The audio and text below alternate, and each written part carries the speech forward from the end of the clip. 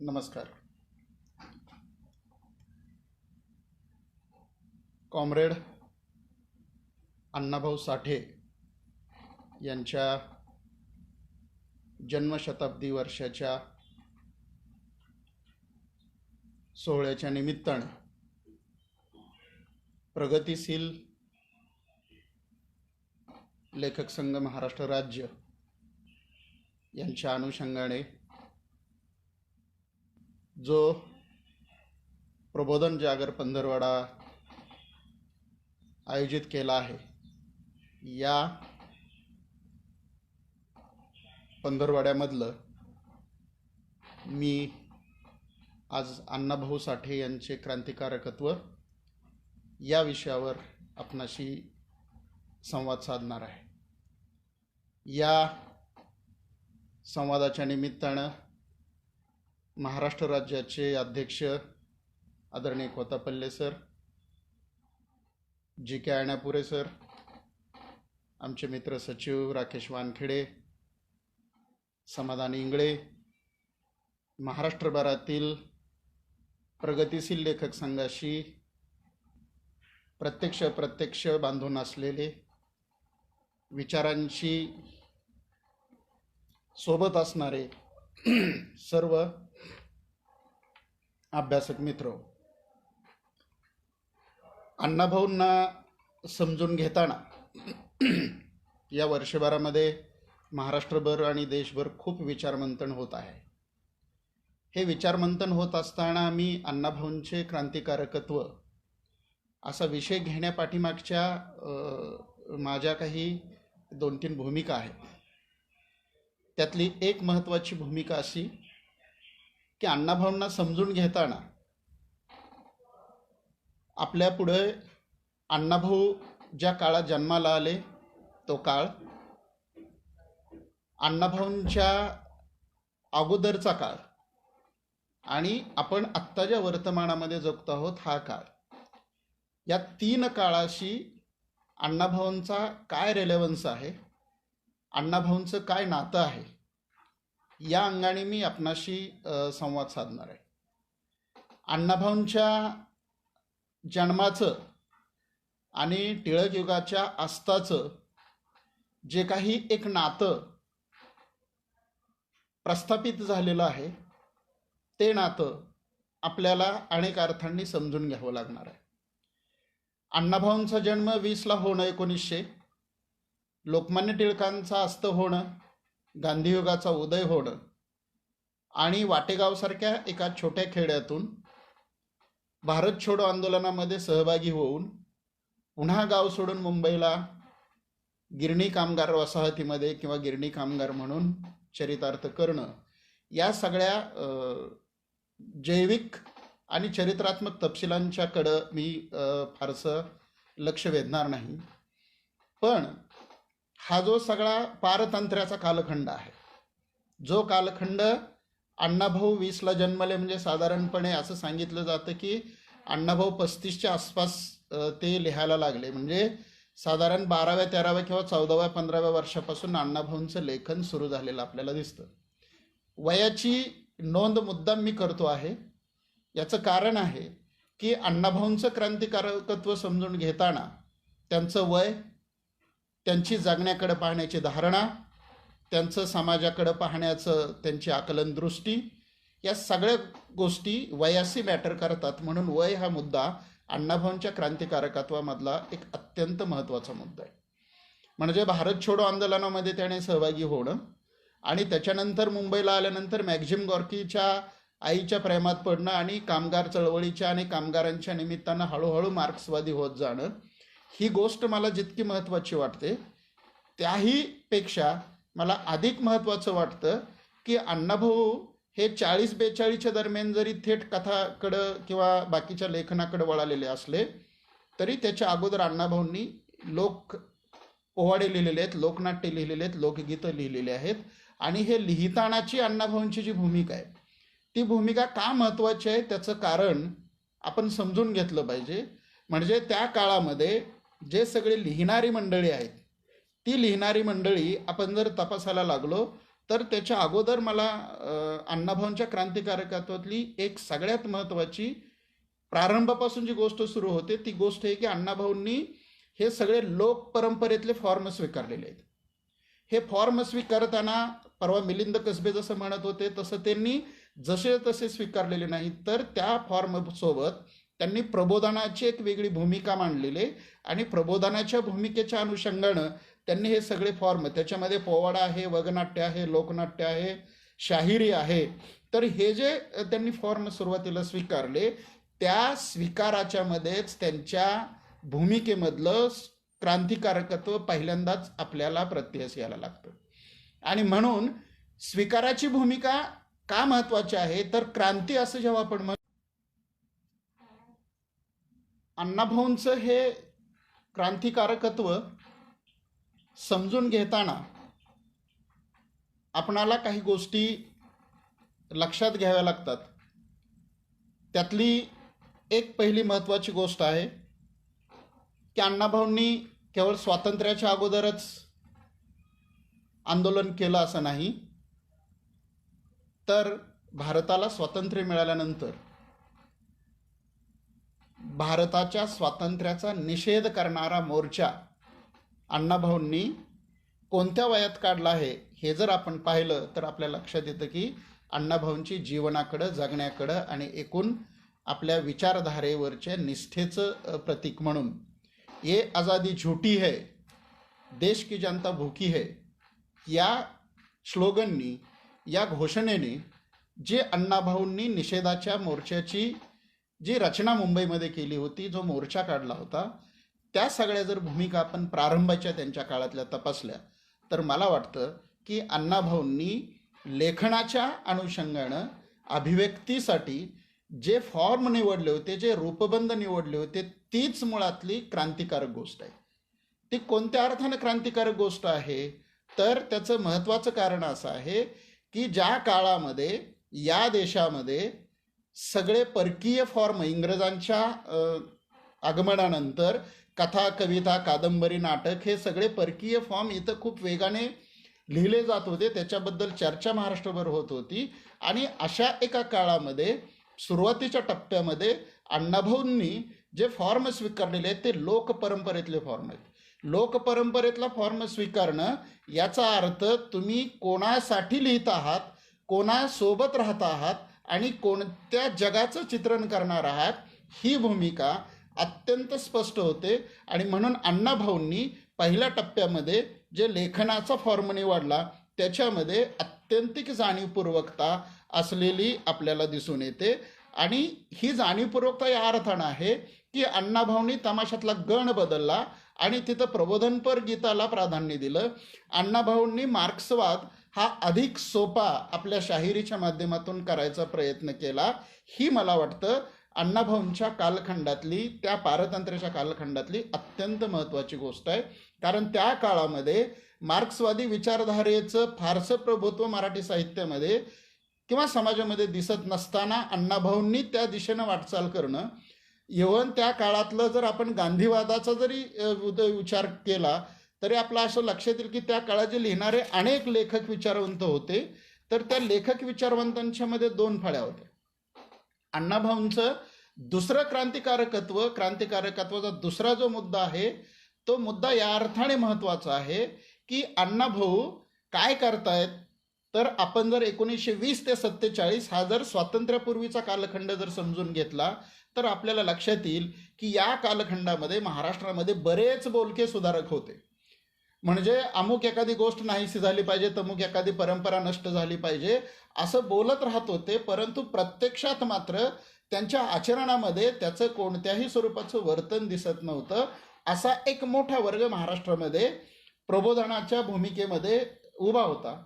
आणि दुसरा जो थेट चळवळीमध्ये होता, थेट क्रांती स्वातंत्र्याच्या आंदोलनामध्ये होता, तो फारसं लिहित नव्हता.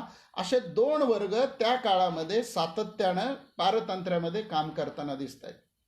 अण्णाभाऊंचं क्रांतिकारकत्व या अर्थाने महत्त्वाचं आहे की अण्णाभाऊ हे केवळ बोलके सुधारक नव्हते, तर अण्णाभाऊ हे कृतिशील विचारवंत होते. एकाच वेळी ते कृती करत होते आणि दुसऱ्याच वेळी ते लिहिण्याची पण गंभीरपणे कृती करत होते. आणि म्हणून अण्णाभाऊंचं हे कृतीशील वर्तन मला वाटतं अनेक अर्थांनी महत्त्वाचं आहे. अण्णाभाऊंना समजून घेताना हे मुद्दे आपल्याला लक्षात ठेवणं गरजेचं आहे. कारण क्रांती करणारा लिहित नव्हता आणि लिहिणारा क्रांतीच्या प्रांगणामध्ये अजिबातच यायला तयार नव्हता. या दोन्हींचा मेळ अण्णाभाऊंच्या व्यक्तिमत्वामध्ये असलेला आपल्याला दिसून येतो. अगदी त्या काळात श्रीधर व्यंकटेश केतकर सारखा कादंबरीकार लिहितो आहे, वाम जोशी सारखा कादंबरीकार लिहितो आहे, माडकोलकर लिहित आहेत, फडके लिहित आहेत, खांडेकर लिहित आहेत. या अनेक महत्वाचे कादंबरीकार किंवा लेखक गांधी विचाराबद्दल बोलतायत, गांधींच्या बद्दल बोलतायत, स्वातंत्र्य पारतंत्र्याबद्दल सुद्धा बोलतायत. परंतु कृतिशील नैतिकता ज्याला आपण म्हणतो, ती नैतिकता आपल्याला अण्णाभाऊंच्या मध्ये जे दिसती ती नैतिकता त्या काळातल्या अनेक लेखकांच्या मध्ये आपल्याला आढळून येत नाही. खांडेकर ज्यांना ज्ञानपीठ मिळालं, त्या खांडेकरांच्या कादंबरीमधला एक प्रसंग मुद्दा मी आपल्याला सांगायला हरकत नाही की कृतिशील विचारवंत किंवा कृतिशील कलावंत लेखक कुठं असतो, तर खांडेकरांच्या कादंबरीमधला एक ना एक जेव्हा त्याच्यावरती संकट येतं, संकट 3 पद्धतीचं असतं. एक तर त्याला स्वातंत्र्याच्या आंदोलनामध्ये थेट सहभागी व्हायचं असतं, त्याचवेळी त्याची आई शेवटच्या घटका मोजत असते, आणि त्याचवेळी त्याने मानलेली बहीण उर्फ प्रियशी, तिचा नवरा तिच्यावरती संशय घेऊन तिचा संसार मोडायला निघालेला असतो. अशा टप्प्यावरती वि स खांडेकरांचा हा जो नायक आहे, तो नायक कोणती भूमिका घेतो हे पाहणं फार महत्त्वाचं आहे. तर यावेळी वि स खांडेकरांचा नायक ना स्वातंत्र्याच्या आंदोलनाची गोष्ट करतो, ना तो आईच्या आजाराची गोष्ट करतो. तो सरळ सरळ आपल्या मानलेल्या मैत्रीण उर्फ बहिणीचा संसार मोडणं वाचवण्यासाठीच्या पर्यायाला महत्त्व देतो. ही गोष्ट जर आपण पाहिली तर आपल्या लक्षात येतं की अण्णाभाऊंचं कृतिशीलत्व किती महत्त्वाचं होतं. एक तर ह्या सगळ्या लेखकांनी त्या काळात रवा दिघे असतील, शिरूरकर असतील, श्रीम माठे असतील, श्रीम माठे आणि विभावरी शिरूरकरांनी काही अंशी उपेक्षितांच्या अंतरंगाबद्दल किंवा उपेक्षितांच्या लोकांच्या बद्दल लेखन केलं. पण या सगळ्या लेखकांच्या जो अस्थेचा केंद्रबिंदू होता तो मध्यम वर्ग होता. हे सगळे लेखक मुळात मध्यम वर्गातले होते. त्या काळातल्या सगळ्या साहित्य सांस्कृतिक चळवळी आणि सगळ्या घडामोडी मध्यम वर्गापुरत्या मर्यादित होत्या. अशा काळामध्ये अण्णाभाऊंनी जी लिहायला सुरुवात केलेली आहे, ती सुरुवात मला वाटतं इतकी महत्त्वाची आहे. अण्णाभाऊंना काय लिहायचं, कुणासाठी लिहायचं आणि कुणाचं लिहायचं, या 3 प्रश्नांची अत्यंत नेमकी उत्तरं माहीत होती. आणि म्हणून अण्णाभाऊंचं क्रांतिकारकत्व हे कृतिशील विचारवंत आणि कृतिशील क्रांती करणारा एक युवक म्हणून या 2 पातळ्यांवर मला आपणासमोर ठेवायचं आहे. ते या अर्थाने महत्त्वाचं आहे की अण्णाभाऊ अनेक ठिकाणी म्हणालेले आहेत की मी जे लिहितो, मी जे बोलतो, ते सगळं माझ्या अवतीभोवती घडलेलं आहे. माझ्या अवतीभोवतीच्या अनुभवातून, जगण्यातून ही माणसं माझ्यासोबत आणि माझ्या साहित्यामध्ये आलेले आहेत, माझ्या जगण्याच्या आस्थेच्या केंद्रस्थानी आलेले आहेत. एक लक्षात घ्या की श्रीम माटेंनी लिहिलं, व्यंकटेश माडगुळकरांनी लिहिलं, विभावरी शिरूरकरांनी लिहिलं, पण अण्णाभाऊ साठे जो नायक, जो माणूस उभा करतायत, तो माणूस हा प्राधान्यानं या देशातला, या महाराष्ट्रातला अत्यंत उपेक्षित असा माणूस आहे. गावगाड्याबाहेरचा माणूस आहे, भटका माणूस आहे, ज्याला कोणत्याही स्वरूपाचं अस्तित्व नाही, कोणत्याही स्वरूपाची ओळख नाही. अशा सगळ्या जाती धर्मांमधली सगळी माणसं अण्णांच्या लेखनाच्या केंद्रस्थानी येत आहेत. ही अण्णाभाऊंची त्या काळाच्या पार्श्वभूमीवरची अत्यंत महत्त्वाची परिवर्तनवादी भूमिका आहे. हे आपण समजून घेतलं पाहिजे. आणि मग ही भूमिका समजून घेताना आपण त्या थोडं पुढं आलो तर साधारणपणे 1950-55 नंतर मराठीमध्ये शरदचंद्र मुक्तिबोध लिहायला लागलेले आहेत, उद्धव शेळके लिहायला लागलेले आहेत, गंगाधर गाडगीळ लिहित होते, अरविंद गोखले लिहित होते, बरेच माणसं लिहित होते. या सगळ्यांच्या लेखनाचा केंद्रबिंदू हा फक्त आणि फक्त मध्यम वर्ग होता. आणि मध्यम वर्गाची जी एक परिवर्तनाकडे पाहण्याची भूमिका असते ती फक्त वैचारिक बडबडीपुरती असते. आणि तशा स्वरूपाचं लेखन या अनेक विचारवंतांनी केलेलं दिसतं. पण अण्णाभाऊ जेव्हा लिहायला लागलेले आहेत, अण्णाभाऊ जेव्हा काम करायला लागलेले आहेत, तेव्हा अण्णाभाऊंच्या साहित्यामधला माणूस हा नुसता कामगार नाही, तर तो वेगवेगळ्या जातींमधला, धर्मांमधला, वेगवेगळ्या भटक्या जमातींच्या मधला अशा स्वरूपाचा तो माणूस आहे. आणि हे पहिल्यांदा मराठी साहित्यामध्ये घडत होतं. आणि म्हणून अण्णाभाऊंचं लेखन मला अनेक अर्थांनी महत्त्वाचं वाटतं. मुद्दाम मी अण्णाभाऊंच्या लेखनाची एक दोन उदाहरणं आपणासमोर ठेवणार आहे भाषेच्या अंगानं. म्हणजे अण्णाभाऊंची भूमिका जगण्याकडे पाहण्याची, अण्णाभाऊंची भूमिका साहित्याकडे पाहण्याची आणि अण्णाभाऊंची भूमिका भाषेकडे पाहण्याची काय होते. बऱ्याच हे मी का सांगतो आहे त्याची 3 मुख्य कारणं आहेत. त्यातलं एक सगळ्यात पहिलं महत्त्वाचं कारण असं की बऱ्याचदा अण्णाभाऊंवर अनेक समीक्षकांनी रंजनवादाचा शिक्का मारलेला आहे. अनेक समीक्षकांनी त्यांचं साहित्य लोकप्रिय साहित्य आहे असे म्हणून मांडणी केलेली आहे. अनेक वेळा अण्णाभाऊंची मांडणी करताना अण्णाभाऊंना आपापल्या गटामध्ये कसं घेता येईल या स्वरूपाचं आजचं राजकारण पुन्हा वेगळं आहे. मी त्याच्यावर शेवटच्या मुद्द्यावर आल्यानंतर त्याच्याबद्दल बोलणारच आहे. परंतु सुरुवातीच्या टप्प्यामध्ये अण्णाभाऊंच्याकडे दुर्लक्ष होण्याची जी कारणं होती ती कशी चुकीची होती हे मी आपणासमोर ठेवणार आहे. म्हणजे एकतर 1.5 दिवस शाळेत गेलेला हा माणूस, कोणत्याही स्वरूपाचं पारंपरिक शिक्षण न घेतलेला हा माणूस जेव्हा अत्यंत अप्रतिम मराठीमध्ये लिहायला लागतो तेव्हा प्रश्न पडतो की फडके खांडेकरांना जो मोठेपण दिलं गेलं त्यापेक्षा कितीतरी पट वेगळी भाषा, प्रभावी भाषा इथं अण्णाभाऊंनी वापरलेली आपल्याला दिसून येते. व गंमत अशी आहे की ज्या काळामध्ये भाषेबद्दलचे एक अत्यंतिक टोकाचे आग्रह होते त्या काळामध्ये अण्णाभाऊंनी जी भाषा वापरलेली आहे ती भाषा एकाच वेळी मध्यमवर्गीयांची एक अत्यंत अभिरुची संपन्न भाषा आहे. पण त्याच अभिरुची संपन्न भाषेमध्ये आपल्या सगळ्या जाती धर्माच्या मांग महार चांभार कुंभार माकडवाले या सगळ्या लोकांची भाषा त्या भाषेमध्ये आणून मराठी भाषेला अधिक समृद्ध करण्याचं काम जर या महाराष्ट्रामध्ये खूप मोठ्या प्रमाणात कोणी केलं असेल तर ते अण्णाभाऊंनी केलं. आणि म्हणून अण्णाभाऊंचं हे जे क्रांतिकारकत्व आहे हे क्रांतिकारकत्व मला खूप महत्त्वाचं वाटतं. भाषेच्या अंगाने अण्णाभाऊ काय करत होते, एक साधी पद्धत असते की मुळात आपण जे बोलतो आहोत, मुळात आपण ज्या साहित्याची चर्चा करतो आहोत, मुळात आपण ज्या अभिव्यक्तीच्या स्वातंत्र्याची गोष्ट करतो आहोत, या जर सगळ्या गोष्टी जर आपण पाहिल्या तर या भाषेजवळ येऊन थांबतात आणि भाषेभोवती संपतात. अशा भाषेविषयी अण्णाभाऊंचं धोरण काय होतं हे आपण समजून घेतलं पाहिजे. अण्णाभाऊ एकतर शाहीर होते, अण्णाभाऊ एकतर कलावंत होते.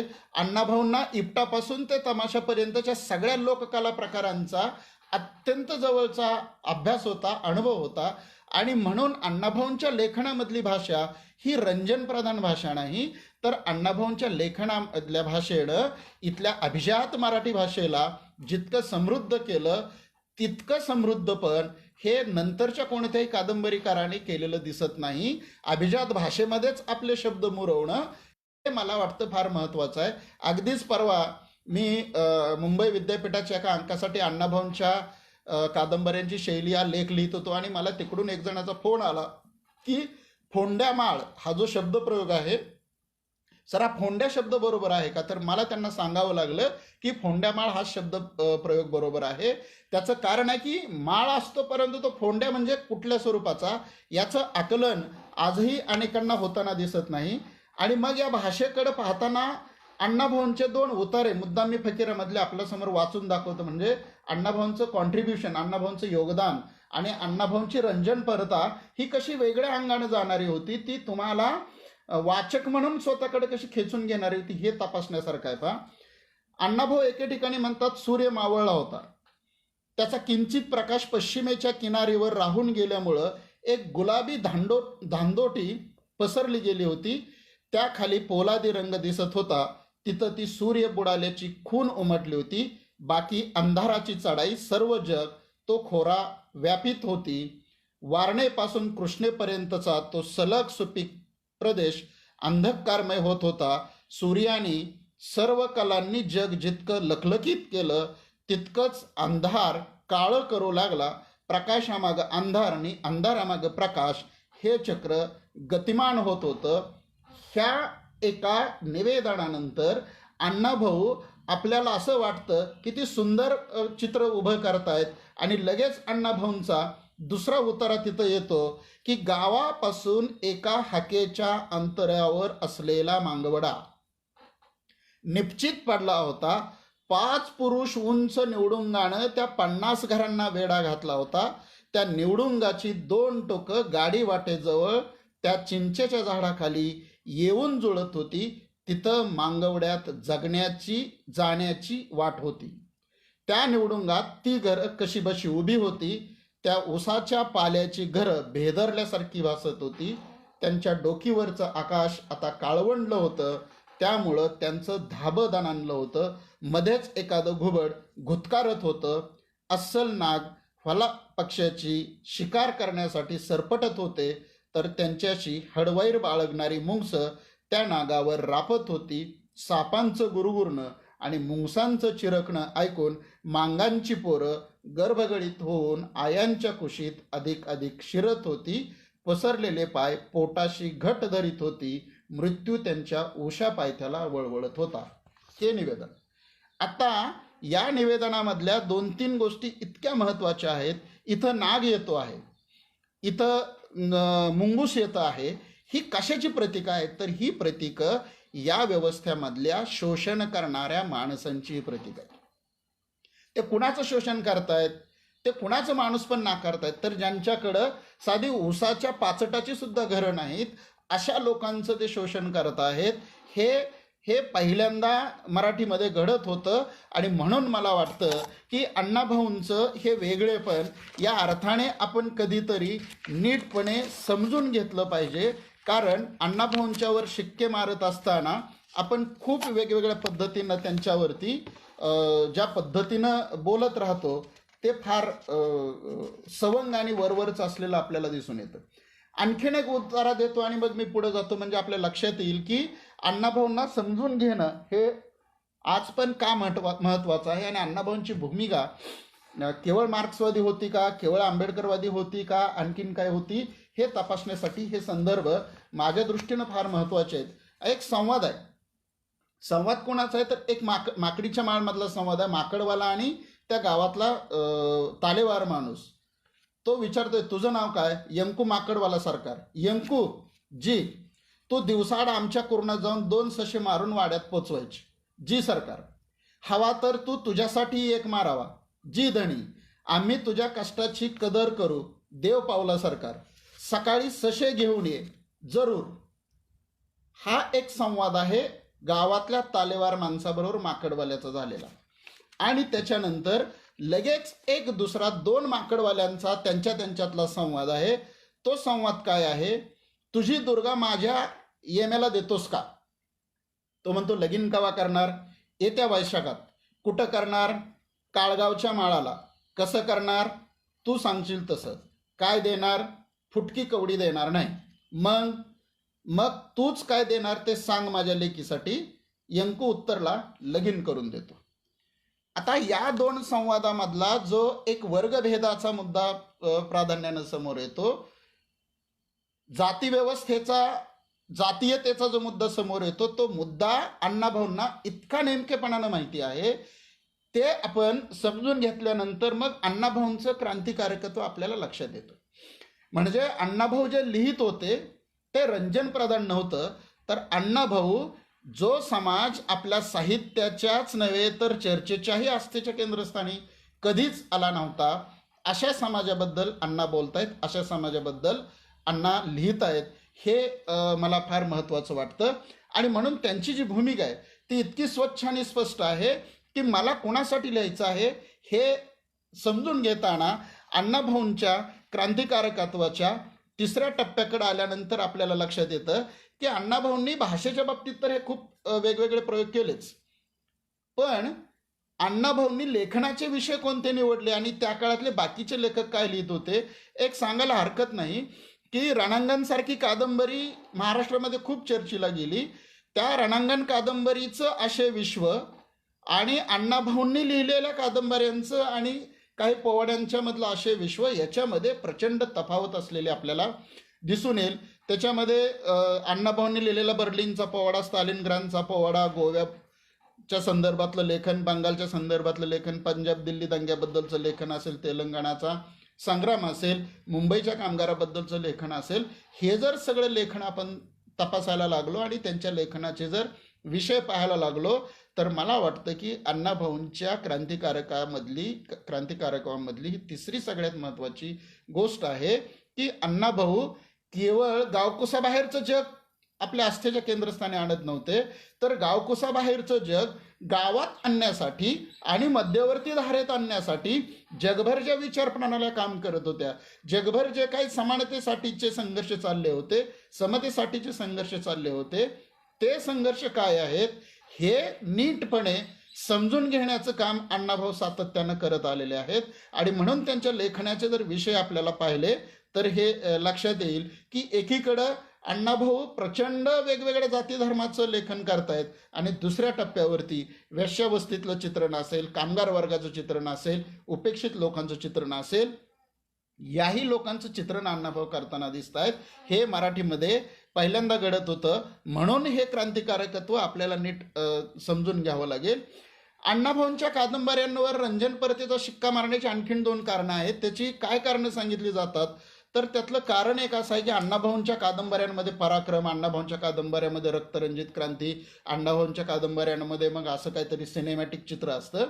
मुळात आपण लक्षात घेतलं पाहिजे की अण्णाभाऊंच्या कादंबऱ्यांमधली जी पात्र आहेत ती पात्र काही एक जीवन जाणीव सोबत घेऊन आणि या व्यवस्थेला विरोध करणारी पात्र आहेत.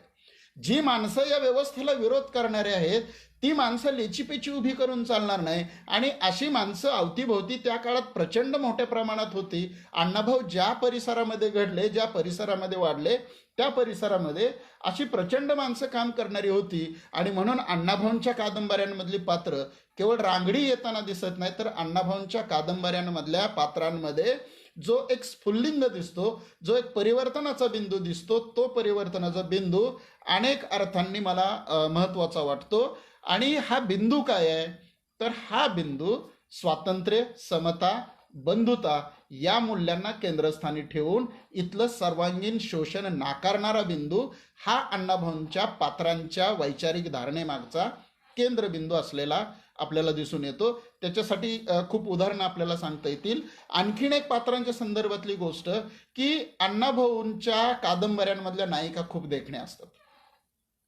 आणि म्हणून मग अण्णाभाऊ काहीतरी मध्यमवर्गीयांसाठी रंजन प्रधान लिहितात. अण्णाभाऊंना सर्टिफाय व्हायचं होतं, अशा स्वरूपाची काही समीक्षा त्या काळात लिहिली गेलेली आपल्याला दिसून येते. मुळात देखणेपण हे कशात आहे तर अण्णाभाऊंच्या स्त्री पात्रांमधलं देखणेपण त्यांच्या नैतिक जाणीवांच्या मध्ये आहे, त्यांच्या जात धर्माला नाकारण्यामध्ये आहे. त्यांना आतून जे काही स्वातंत्र्य मिळवायचं आहे त्या स्वातंत्र्यासाठी वाटेल ते हाल अपेष्ट सोसण्याची ताकद उभी करण्यामध्ये त्यांच्या कादंबऱ्यांच्या मधलं सौंदर्य स्त्री पात्रांच्या मधलं असलेलं आपल्याला दिसून येतं. राहिला प्रश्न त्यांनी उभ्या केलेल्या शारीरिक सौंदर्यांचा, तर आज आपण थोडंसं सुलभीकरण नाही परंतु मी सांगेन की ज्या काळामध्ये अण्णाभाऊ लिहित आहेत त्याच काळामध्ये मराठी आणि हिंदीमध्ये एक सिनेमाचं मोठं जग समांतरपणे काम करताना आपल्याला दिसतं आहे. आणि मग त्या सिनेमाच्या जगामधल्या नट्यांची सिनेमाच्या पडद्यावरच्या हालचाली आणि अण्णाभाऊंच्या कादंबऱ्यांच्या मधल्या वर्णनांचा जर आपण विचार करायला लागलो तर ही वर्णनं अण्णाभाऊ कोणत्या स्त्रियांची करतायत तर जाती या व्यवस्थेनं उपेक्षित मानलेल्या सगळ्याच जाती धर्मातल्या स्त्रियांच्या मध्ये हे सौंदर्य, ही नैतिकता, ही शीलता, ज्याला नीतिमत्ता असं म्हणता येईल, ही त्यांच्या आस्थेच्या सातत्यानं केंद्रस्थानी आलेली आपल्याला दिसून येते. आणि म्हणून एक भाषा वैज्ञानिक सिद्धांत आहे, मी आता तुम्हाला इथं हे मुद्दाम रिपीट करतो आहे. भाषा शास्त्रामध्ये एक सिद्धांत असा आहे की ज्या समाजामध्ये भाषिक निरक्षर प्रमाण अधिक असतं, ज्या समाजामध्ये भाषिक निरक्षरता अधिक असते त्या समाजामध्ये शारीरिक बलदंडपणालाच अधिक महत्त्व येतं. अशा समाजामध्ये शारीरिक कसरतीच्या खेळांनाच अधिक महत्त्व येतं. हा भाषाशास्त्रामधला मानववंशाकडून आलेला सिद्धांत आहे की जो अत्यंत महत्त्वाचा सिद्धांत आहे. आणि मग जेव्हा आम्ही माकडवाल्यांच्या खेळाकडे बघू, मग जेव्हा आम्ही डोंबाऱ्यांच्या खेळांच्याकडे बघू, मग जेव्हा आम्ही एखाद्या कुस्तीच्या फाडाच्या खेळाकडे बघू, तेव्हा आपल्याला हे लक्षात घेतलं पाहिजे की वर्षानुवर्ष, हजारो वर्ष जो वर्ग आम्ही कुठल्याच व्यवस्थेमध्ये त्याला केंद्रस्थानी येऊन दिलं नाही, त्या वर्गाला आम्ही भाषेपासून निरक्षर ठेवलं. असा जो वर्ग आहे त्या वर्गाच्या अभिव्यक्तीच्या धारणा, पहिल्या टप्प्यावरती ह्या फिजिकल असणार आहेत, पहिल्या टप्प्यावरती या शारीरिक असणार आहेत. आणि म्हणून हे सगळं शारीरिक बलदंडत्व, म्हणून हे सगळे व्यक्तिमत्वाचं रांगडेपण अण्णाभाऊंच्या कादंबऱ्यांच्या मध्ये येतं. त्या पाठीमागं हे अत्यंत महत्त्वाचं भाषाशास्त्रीय आणि मानववंशशास्त्रीय कारण असलेलं आपल्याला दिसून येतं. हे अण्णाभाऊंनी जाणीवपूर्वक केलं का, याचं उत्तर जर द्यायचं असेल तर ते 2 पातळीवर द्यावं लागेल. अण्णांच्या नेणिवेतून हे आलेलं असेल ही गोष्ट जितकी खरी आहे, तितकी त्या काळात या व्यवस्थेला विरोध करणारी गावकुसाबाहेरची सगळी माणसं ही अशीच बलदंड, अशी सक्षम होती. आणि म्हणून त्यांच्या कादंबऱ्यांमध्ये, कथांमधलं हे जे चित्रण आलेलं आहे ते चित्रण या स्वरूपाचं असलेलं आपल्याला दिसून येतं. हे तपासत असताना आपल्याला आणखी एक लक्षात येईल की अण्णाभाऊंनी जी प्रादेशिकता उभी केली, ती प्रादेशिकता केवळ वारणेची नव्हती. लक्षात ठेवा की एकाच वेळी कोल्हापूर स्कूल, जी के अय्यनापुरे कोल्हापूर स्कूलची मांडणी करतात, त्या कोल्हापूर स्कूलचे अण्णाभाऊ लेखक आहेत. पण तरी अण्णाभाऊपर्यंत कोल्हापूर स्कूलच्या अनेक अरबी, त्या काळातल्या रणजित देसाई, शिवाजी सावंत सारख्या लेखकांना अण्णाभाऊंच्या पर्यंत येता आलेलं आहे. नंबर 1. नंबर 2, जी के अय्यनापुरे त्यांना कोल्हापूर स्कूलचं म्हणतायत, मी त्यांना मुंबई स्कूलचा पण लेखक म्हणतो. तेव्हा मुंबई स्कूलच्या या अण्णाभाऊंच्या पर्यंत भाऊपाध्येसारखा अत्यंत महत्त्वाचा कादंबरीकार, अत्यंत महत्त्वाचा लेखक, त्यांच्या वाङ्मयाचं वेगळं मूल्य आहे. पण मी ज्या अर्थानं म्हणतो आहे त्या अर्थानं जयवंत दळवी सारखा लेखक, मधु मंगेश कर्णिक सारखा लेखक की जो स्त्रियांच्या बद्दल लिहिताना दिसत आहेत, ही माणसं, भाऊपाद्यांसारखा माणूस, अण्णाभाऊ ज्या एका उंचीवरती पोचतात त्या उंचीपर्यंत जाऊन पोहोचू शकत नाहीत. हे आपल्याला अण्णाभाऊंच्या संदर्भातलं वेगळेपण लक्षात घ्यायला पाहिजे. आणि म्हणून अण्णाभाऊंची जी प्रादेशिकता आहे ती प्रादेशिकता एका वेगळ्या अर्थानं खूप महत्त्वाची प्रादेशिकता असलेली आपल्याला दिसते. एका अर्थानं हे जे चित्रण होतं हे वारणेपासून मुंबईपर्यंतचं, म्हणजे एका समग्र महाराष्ट्राचं हे चित्रण होतं. हे चित्रण करताना अण्णाभाऊ काय करत होते तर अण्णाभाऊंना अनेकदा ज्या कप्प्यांच्या मध्ये टाकण्याचा प्रयत्न सातत्याने केला जातो. म्हणजे कुणी लोकशाहीर म्हणतं, कुणी कॉम्रेड म्हणतं, कुणी आणखीन काही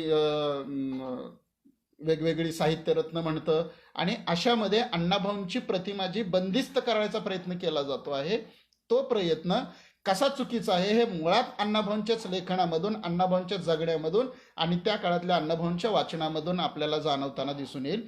अण्णाभाऊंची जी भूमिका होती, एक लक्षात घ्या, अण्णाभाऊंनी वाटेगाव सोडलेलं आहे आणि अण्णाभाऊ थेट मुंबईमध्ये आलेले आहेत, कामगार वर्गाचं प्रतिनिधित्व करायला लागलेले आहेत.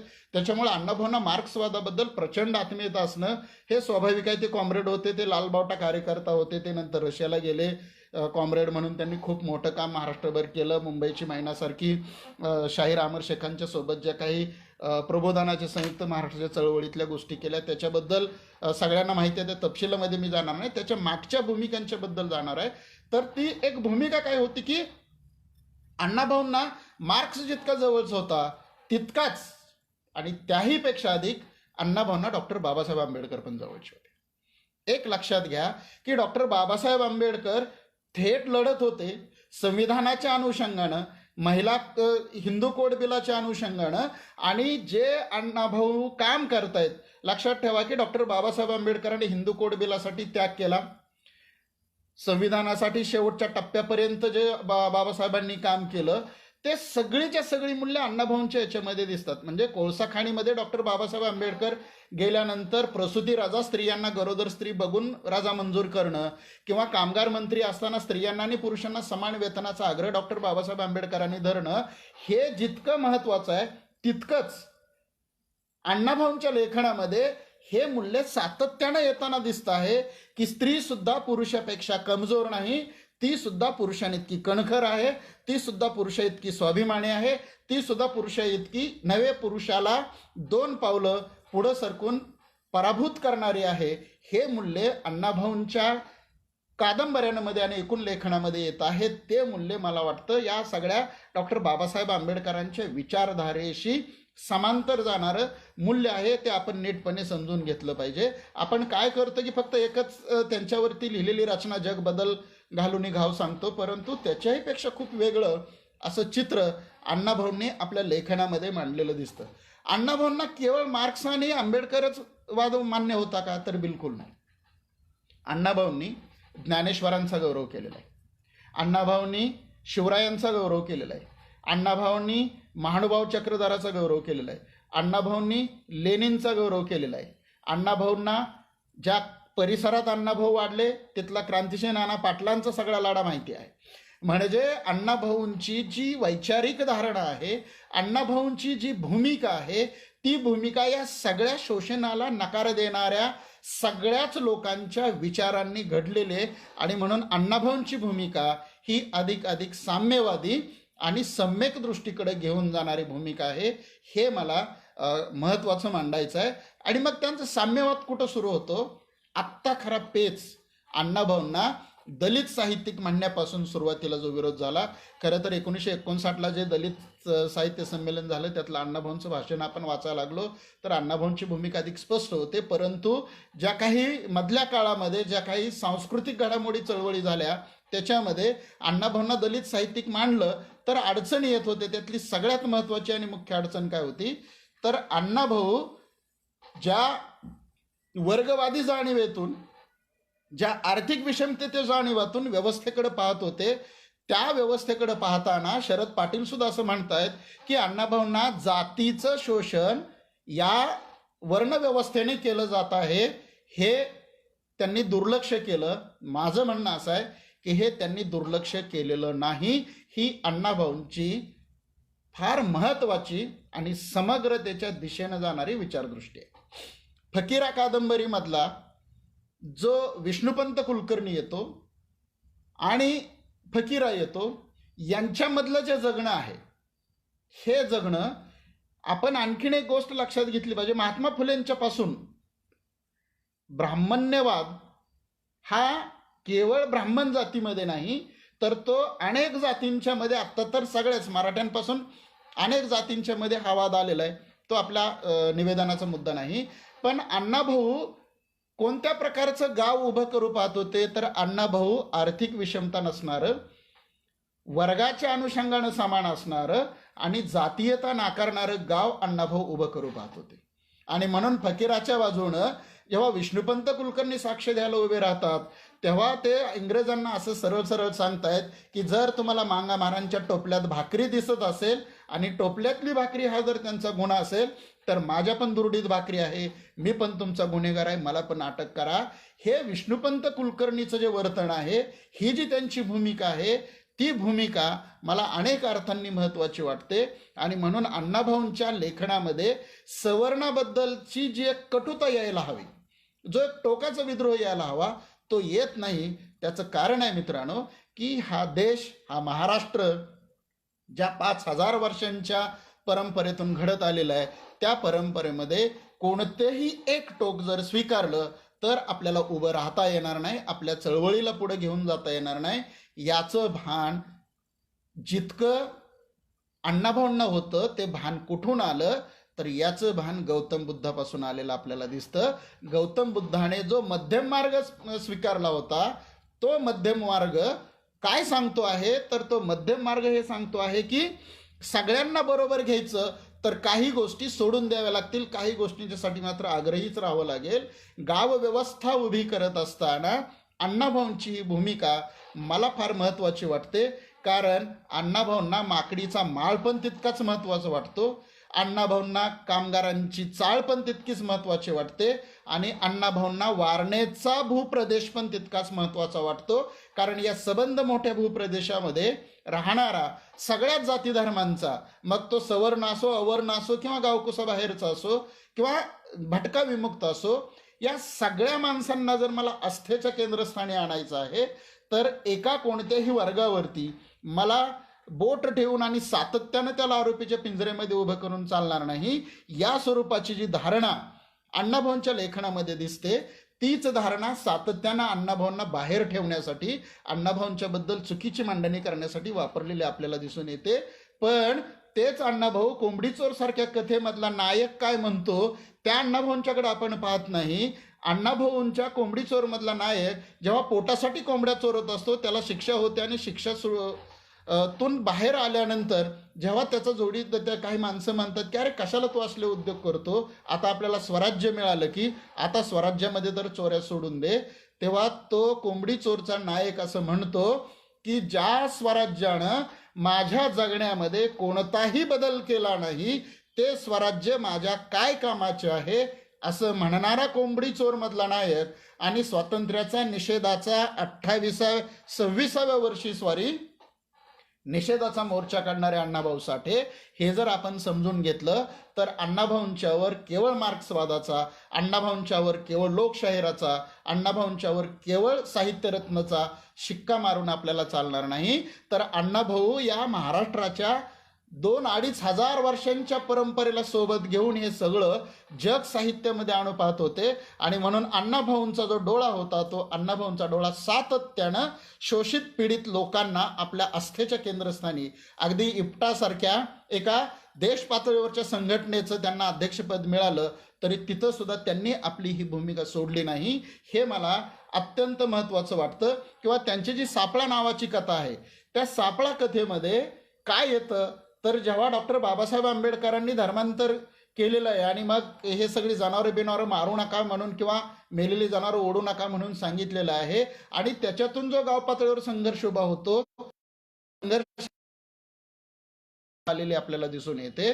त्याच वेळी फकीरा जेव्हा धान्य चोरून आणतो तेव्हा त्याच्या वाट्याला आलेल्या धान्याचे सुद्धा पुन्हा तो 2 वाटे करतो आणि एक वाटा महारवाड्यासाठी ठेवतो आणि दुसरा वाटा मांगवड्यासाठी ठेवतो. हे जे फकीराचं सम्यक आकलन आहे, मुळात परत मुद्दा असा येतो की फकीरा ही जरी घडलेली गोष्ट असली, ही जरी वास्तव कथा असली तरी कादंबरी म्हणून लिहिताना अण्णाभाऊंनी तिच्यामध्ये खूप बदल केले असते.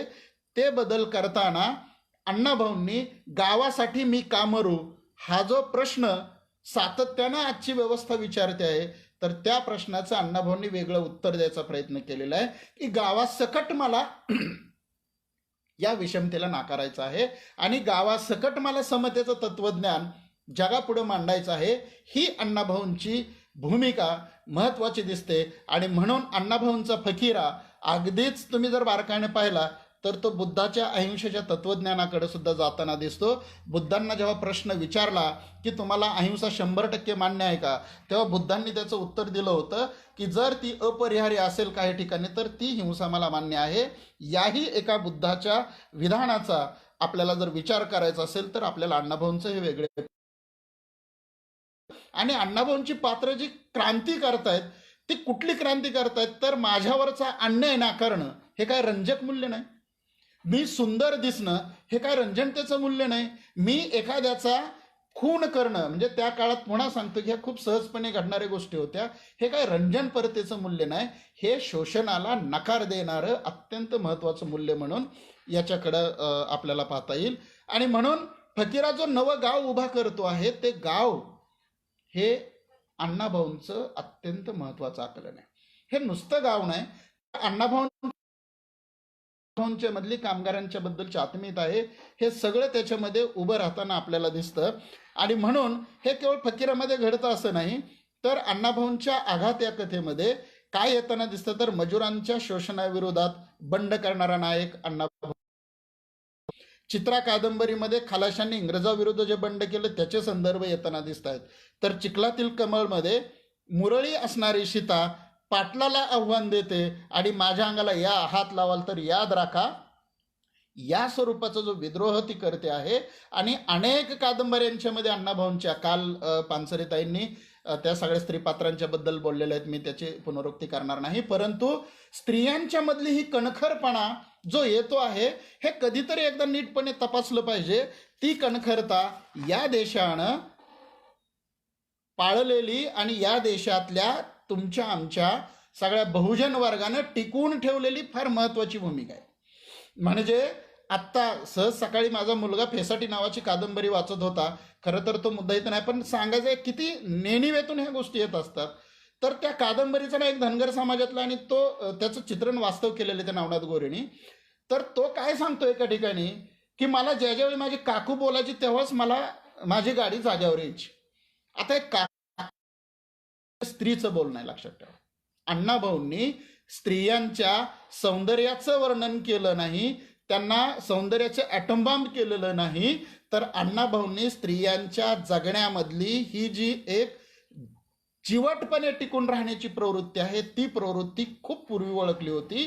तुम्हाला दुसरं उदाहरण जर सांगायचं झालं तर महाराष्ट्रामध्ये जितक्या शेतकऱ्यांनी त्या आत्महत्येनंतर महाराष्ट्रामधल्या एकाही शेतकऱ्याच्या बायकोनं आत्महत्या केलेलं निदर्शनास आलेलं नाही.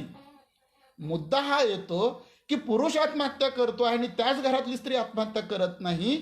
याचं कारण स्त्रीच्या जगण्यावरची जी निष्ठा असते, तिची जी चिवटपण असतं, आणि 5,000 वर्षापासूनची जी इथल्या देशातली स्त्री सत्ता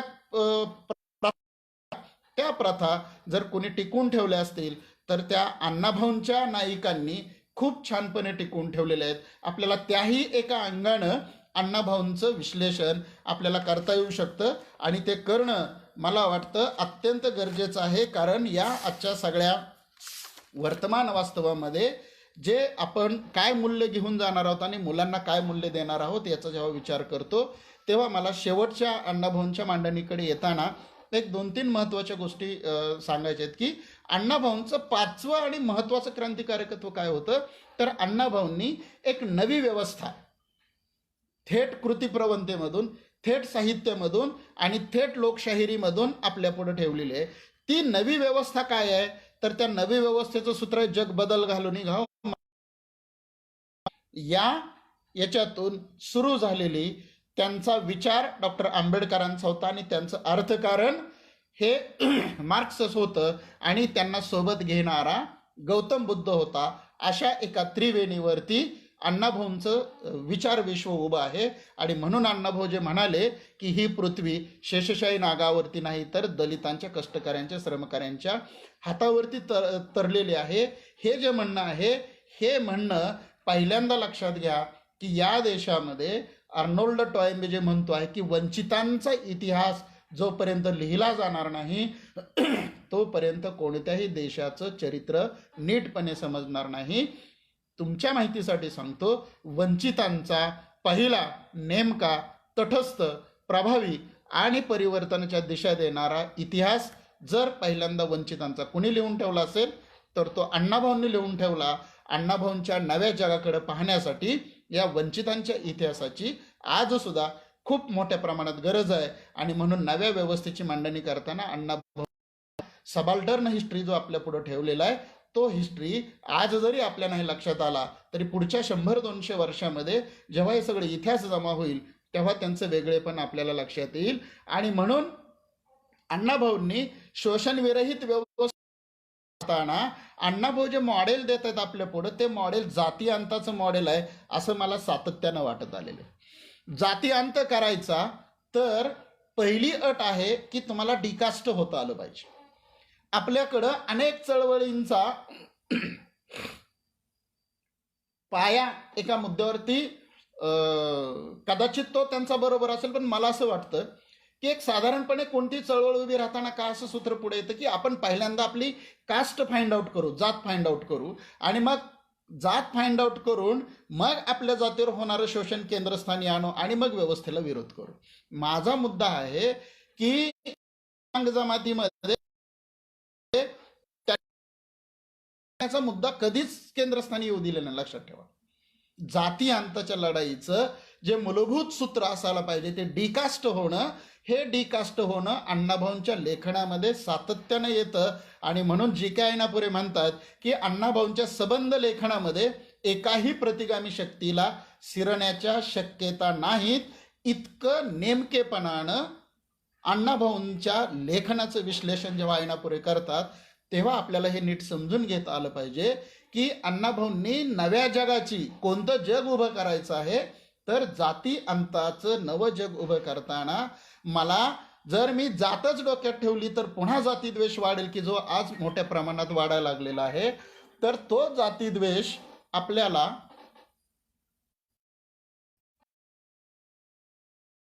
नव्या व्यवस्थेमधलं एक अत्यंत महत्त्वाचं मूल्य मला वाटतं. आणि हे फार क्रांतिकारक मूल्य आहे, कारण त्यांच्या लेखनामध्ये म्हणजे कुलकर्णीपासून माकडवाल्यापर्यंत सगळेच वर्ग आले, सगळ्याच जाती आल्या, सगळेच धर्म आले. हे सूत्र, कारण आपण जेव्हा कोणत्याही एका वर्गाला नकार देतो तेव्हा त्या वर्गाने कुठं जायचं या प्रश्नाचं उत्तर आपल्याकडे नसतं. तर याला एक उत्तर आहे की हे शोषण नाकारून तुम्ही एका समान पातळीवरती या.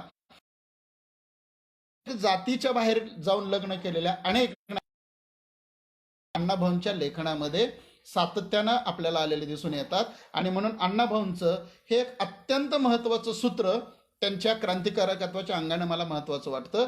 आणि म्हणून अण्णाभाऊंनी Gautam Buddh, Mahatma Jyotiba Phule, Karl Marx, doctor Babasaheb Ambedkar यांना एकत्र आणून एक मराठीचं नवं साहित्यशास्त्र, मराठी समाजाची एक नवी वैचारिक बैठक आणि जाती अंताच्या लढाईची एक नवी विचारधारा पहिल्यांदा अण्णाभाऊंनी या महाराष्ट्राला दिली होती. आपलं दुर्दैव हे आहे की आपण जाती अंताच्या लढाया करू म्हणता म्हणता आपण या सगळ्या महापुरुषांना एकमेकांच्या आणि आपापल्या जातींच्या मध्ये वाटून घ्यायला लागलो. आणि हे जे वाटून घेणं आहे ही धोक्याची घंटा कदाचित अण्णाभाऊंना माहीत होती. आणि म्हणून जे मी सुरुवातीला या मांडणीच्या म्हणालो होतो की अण्णाभाऊ जातीच्या विरोधात उभे आहेत, पण अण्णाभाऊ जातीच्या द्वेष करण्याच्या विरोधात उभे नाहीत. हे तत्व अनेकांना अण्णाभाऊंना आपल्या जवळ घेण्यासाठीचं अडचणीचं तत्व ठरतं आहे. आणि म्हणून आजच्या काळामध्ये अण्णाभाऊंनी हा जो नवा विचार आणि खूप क्रांतिकारक विचार आहे तो जो विचार दिलेला आहे तो विचार मला वाटतं अनेक अर्थांनी महत्त्वाचा विचार असलेला आपल्याला दिसून येतो. आणि शेवटची आणि महत्त्वाची गोष्ट, अण्णाभाऊंनी केवळ नवा विचार दिला नाही, केवळ नवी समाजक्रांती केली नाही, तर आज या टप्प्यावरती मला वाटतं अण्णाभाऊंच्या जन्मशताब्दीच्या निमित्तानं अण्णाभाऊंनी या देशाला आणि या मराठीला नवं साहित्यशास्त्र दिलेलं आहे. हे पण मला मांडायचं आहे की या साहित्यशास्त्राची इथून पुढं आपल्या सगळ्यांची ती जबाबदारी आहे की ते नीटपणे मांडायला पाहिजे. काय नवं साहित्यशास्त्र आहे? अण्णाभाऊंचं साहित्य प्रबोधनपर आहे, अण्णाभाऊचं साहित्य रंजनपर आहे. याचा मुद्दा तुम्हाला थेट जातक कथांच्या पासून, म्हणजे तुम्हाला सांगायला हरकत नाही की भरताने जे नाट्यशास्त्र उभं केलं या देशामधलं सगळ्यात प्राचीन नाट्यशास्त्र इसवी सनापूर्वीच्या दुसऱ्या शतकामधलं, म्हणजे जवळपास 2-2.5 हजार वर्षापूर्वींचं, तर त्या नाट्यशास्त्राची मुळात उभारणीच विषमतेवर आधारित आहे. आणि या विषमतेला सुरुंग लावायचं काम जातक कथांनी केलं, बौद्ध कथांनी केलेलं आहे. आणि त्या जातक कथांच्या पासून जेव्हा आपण पुढे यायला लागतो आणि मग तो जो प्रवास आहे विषमता नाकारणारा, तो जो प्रवास आहे समतेच्या दिशेने वाटचाल करणारा, त्या प्रवासामधलं साहित्यशास्त्र काय होतं ते साहित्यशास्त्र आपल्याला अण्णाभाऊंपर्यंत अगदी नेमकेपणाने थेटपणे आलेलं आपल्याला दिसतं. जातक कथांच्या मधली प्रबोधनाची परंपरा, जातक कथांच्या मधलं समजून सांगण्याचं मूल्य आपल्याला अण्णाभाऊंच्या लेखनामध्ये दिसतं. आणि मग जातक कथांच्या निमित्तानं बौद्ध जैन परंपरेच्या निमित्तानं जे अब्राह्मणी साहित्याची परंपरा या देशामध्ये निर्माण झाली, त्या अब्राह्मणी साहित्य परंपरेनं जे शोषणाला नकार दिला, ते शोषणाच्या नकाराचं मूल्य इथं आपल्याला दिसून येतं. तिसरं महत्त्वाचं मूल्य भाषिक पातळीवरचं, गौतम बुद्धाने प्राकृत स्वीकारली, संस्कृत नाकारली. इथं पुन्हा गौतम बुद्धाचाच मध्यम वर्ग स्वीकारताना अण्णाभाऊ अभिजात मराठी पण स्वीकारत आहेत आणि आपली पण सगळी बोलीभाषा त्याच्यामध्ये टाकतायत. हे साहित्यशास्त्राच्या अनुषंगानं अत्यंत एक महत्त्वाचं नवं मूल्य अण्णाभाऊसाठी आपल्यापुढे ठेवताना दिसत आहेत. आणि केवळ हे करताना दिसत नाही, तर या त्यांच्या साहित्यशास्त्रामधली तिसरी आणि खूप महत्त्वाची गोष्ट अशी आहे की आपल्या देशाच्या अगदी ऋग्वेदापासूनच्या ज्या सगळ्या परंपरा आहेत या लोकपरंपरा आहेत. आणि या लोकपरंपरा ह्या लोकांनी लिहून ठेवलेल्या लोकसाहित्यामधून आलेल्या आहेत. आणि त्याही लोकसाहित्याचे फॉर्म अण्णाभाऊंनी आपल्या लेखनामध्ये सातत्यानं वापरलेले आहेत. हेही एक साहित्यशास्त्राच्या अनुषंगानं अत्यंत महत्त्वाचं क्रांतिकारक गोष्ट अण्णाभाऊंनी केलेली आपल्याला दिसून येते. खरं तर अण्णाभाऊ ज्या कथा आणि कादंबऱ्या लिहित आहेत त्या सगळ्या कथा आणि कादंबऱ्या अण्णाभाऊ एका अर्थानं पाश्चात्य रूपबंधाच्या आधारे लिहित आहेत, परंतु या सगळ्याचं अण्णाभाऊंनी देशीकरण केलेलं आहे आणि हे पहिल्यांदा मराठीमध्ये झालेलं आहे.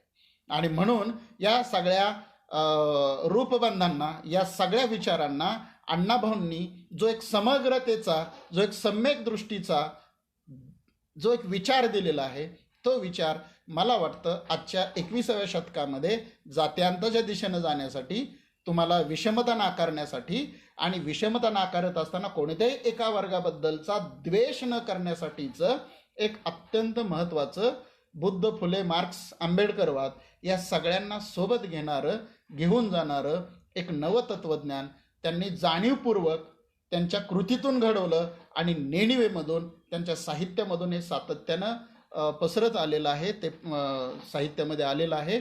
आणि म्हणून मला वाटतं या मांडणीच्या समारोपाकडे येताना अण्णाभाऊंचं क्रांतिकारकत्व आपल्याला समजून घेताना ते कोणत्या जातीचे होते, ते कोणत्या धर्माचे होते, त्यांनी कोणता विचार अंगीकारला, यापेक्षा त्यांची भूमिका या देशातल्या बुद्ध, शिवराय, फुले, आंबेडकर, महानुभाव ज्ञानेश्वर, विष्णुपंत कुलकर्णीच्या रूपानं आलेल्या या सगळ्या व्यवस्था किंवा गावातल्या पाटलांच्या व्यवस्था. आणि मग हे जाता जाता आणखीन एक नोंद करायला हरकत नाही की कोणतंही गाव, कोणतीही व्यवस्था सगळ्या लोकांनी उभी राहत असते, हीच भूमिका बाबुराव बागलांच्या सुद्धा लेखनामध्ये आपल्याला दिसते. तर ही डिकास्ट होऊन आपल्याला एका नव्या क्रांतीचं तत्त्वज्ञान देणारा एक अत्यंत महत्त्वाचा कृतिशील विचारवंत, कृतिशील कॉम्रेड आणि एक मोठा साहित्यिक या महाराष्ट्राच्या भूमीला लाभला, ज्याने रशियापर्यंतचा प्रवास केला. रशियामध्ये फिरताना ज्याने फक्त सामान्य माणसं पाहण्याचा आग्रह धरला. तर असा हा एक मोठा माणूस आपल्या महाराष्ट्राचं नव्हे तर आपल्या देशाचं वैभव आहे. आणि उद्याच्या लढण्यासाठीचं, उद्याच्या समतेच्या दिशेनं जाण्यासाठीचं एक अत्यंत महत्त्वाचं तत्त्वज्ञान आपल्याला तो देऊन गेलेला आहे. आणि या अर्थानं अण्णाभाऊंच्या क्रांतिकारकत्वाकडे आपण पाहावं अशी मी आपणा सर्वांना विनंती करतो आणि थांबतो. धन्यवाद. नमस्ते.